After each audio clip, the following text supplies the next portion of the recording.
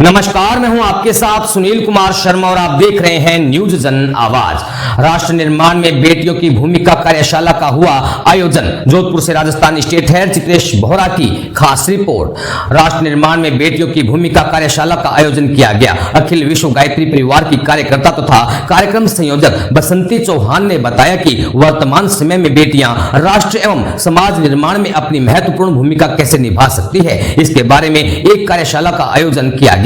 इस कार्यशाला को संबोधित करने के लिए अखिल विश्व गायत्री परिवार शांतिकुंज हरिद्वार से बेटियों की एक टोली यहां की बेटियों को संबोधित करने अतिथि के रूप में पधारी।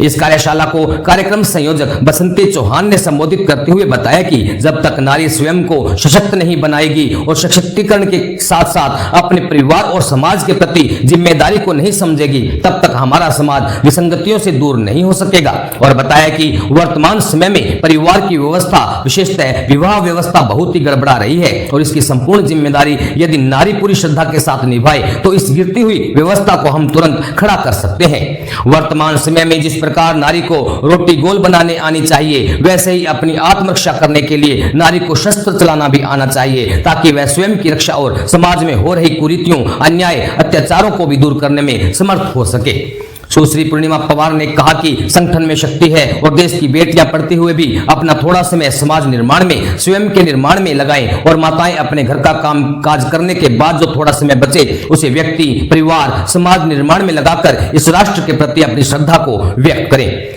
हर व्यक्ति का कर्तव्य है कि वह समय दान, अंशदान के माध्यम से अपनी समझदारी, ईमानदारी, बहादुर और जिम्मेदारी से स्वयं को सशक्त बनाए और इस राष्ट्र को भी समर्थ बनाने में सहयोग करें।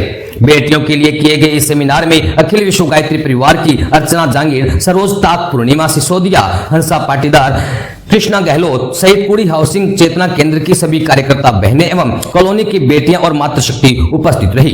कार्यक्रम में आए गए अतिथियों को दुपट्टा पहनाकर उनका स्वागत किया गया। पूनम प्रसाद ने सभी का धन्यवाद ज्ञापित किया। राजस्थान स्टेट हेड चित्रेश बोहरा की रिपोर्ट के साथ देखते रहिए न्यूज जन आवाज।